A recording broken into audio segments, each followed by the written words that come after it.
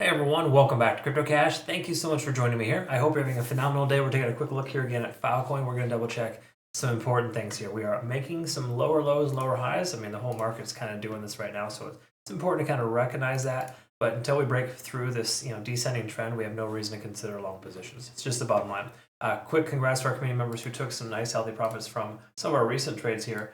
Truth is, we've shorted a lot of coins. XRP 45%. In 12 hours, Fetch Coin 52% in 7 days, ICP 13 hours or 28%. And if you didn't notice already, we had, minus our AVAX longs, we had a Filecoin short open from roughly 4 days ago. We're looking at about 60% profit there. So do we keep the trade open or do we close it? That's the question. Well, truth is we've already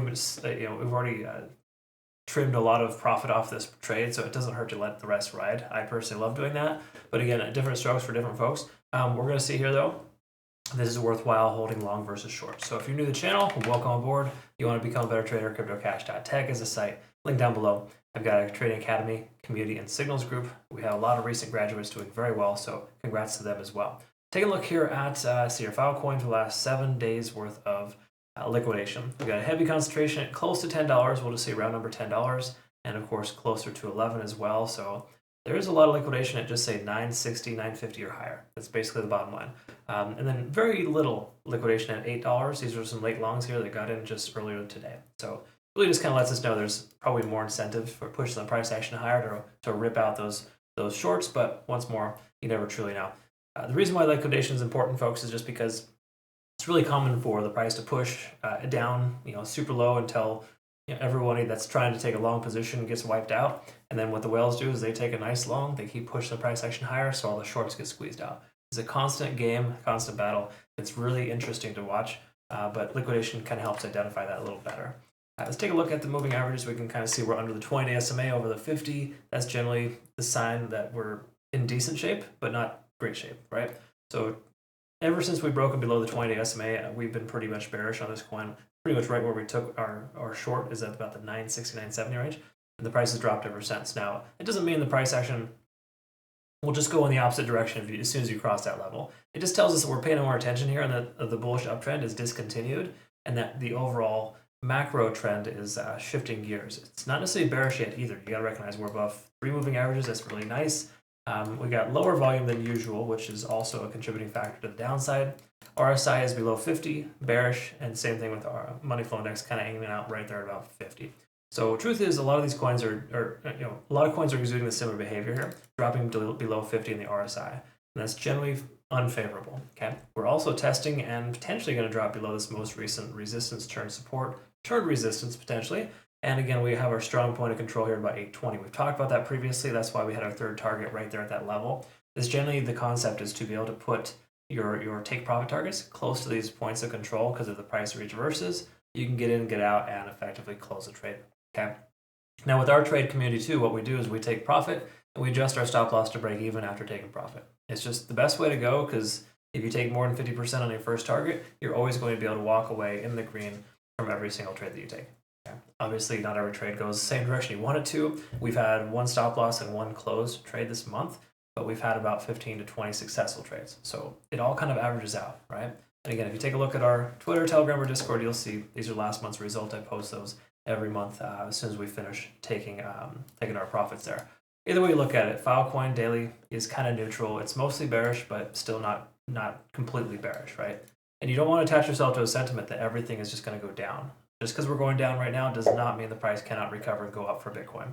There's a strong probability the price will continue higher after we see maybe 60K from Bitcoin. And that'll put us right at a 20% correction from 74,000. It's almost perfect. So take a look here at Filecoin. We can see this 4-hour time frame. Still looking pretty bearish. We got the MACD trying to converge, but it hasn't yet. We've got the RSI kind of hanging out there closer to 30, typical bouncing point. And of course, money flow index still tapering off, with stochastic trying to swing upwards. Keep in mind, people will put a lot of weight into stochastic RSI. It's really just kind of letting you know that general momentum has shifted. It doesn't imply the price is going to go up from here. Okay? I would much rather you wait for MACD convergence before taking a trade than you will stochastic RSI. Mainly because the 4-hour MACD does a good job of waiting for confirmation, and typically you can get more confirming factors because there's slower moving averages. Moving on to the hourly, we can quickly double check and verify. Again, we're still honoring this descending trend. Lower lows, lower highs. That really hasn't changed yet at all, okay? So again, until this little momentous shift to the downside is discontinued, we can presume it's going to continue. The only way to change this is to establish range-bound activity. We got our potential low right here. Hypothetically, if this is the high, we're going to go range-bound and inevitably break up or potentially down. It can go both ways, but the only way to shift a trend is to start with range-bound activity first and then establish higher highs and higher lows from there. That's when we're going to see this momentous shift adjust itself. Right now, it's really not showing any signs it wants to turn around.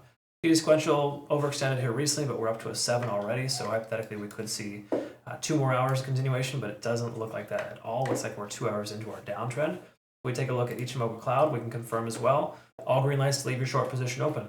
If the price action cannot seem to come any lower in the next 12 hours, you may want to consider closing your short because the lagging span would be within the price action, and that's a pretty good indicator letting us know what side of tracks we're on. So overall here, Filecoin's exuding a lot of bearish behavior. I would recommend considering a short versus a long at this point as far as just the overall sentiment of what we're seeing here. Is this a prime entry for a short position? It's actually not too bad because we get to come up to this resistance level and reject out at 850. Just keep in mind we have a strong amount of point of control about 820, so the profit margin may not be super large from there to 820, right? I mean, we're already halfway to 820, but if you look at it, you know, it's 3% from the top here, and we're already halfway there. So what I'm getting at is it might be a little too late to consider a short, but statistically, you're going to have more luck going down than up at this point.